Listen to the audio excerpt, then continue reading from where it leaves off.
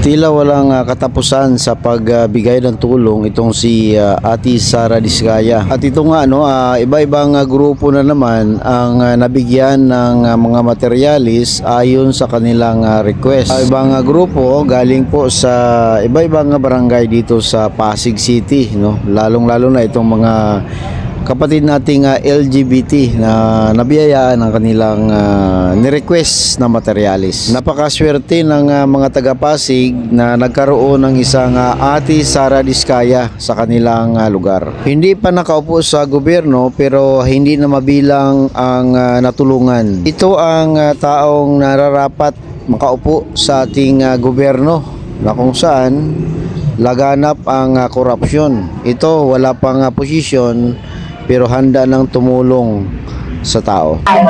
Magandang hapon po sa inyong lahat.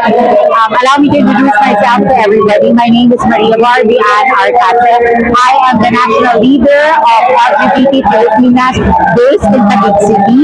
I am an advisor and board member of One LGBT Pasig. I am also a full-blooded, born and raised Pasigueño here in Pasig City. I am a trans icon, endorser, model, and businesswoman.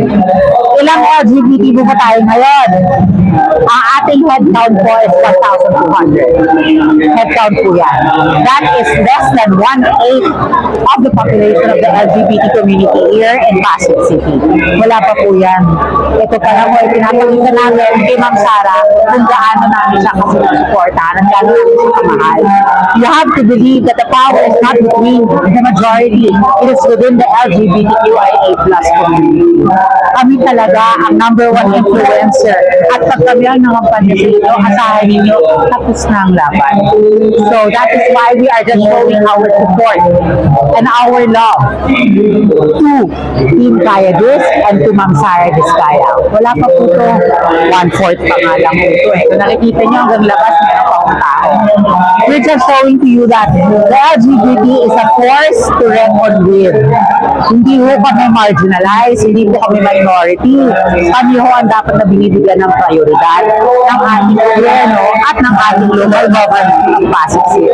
And with Ma'am Sara, binibigyan na kami ng priority. Kaya ngayon, bilang suporta, patawag kami ng mga LGBT para maging part ng ID system at the same time to pledge our support to Ma'am Sara.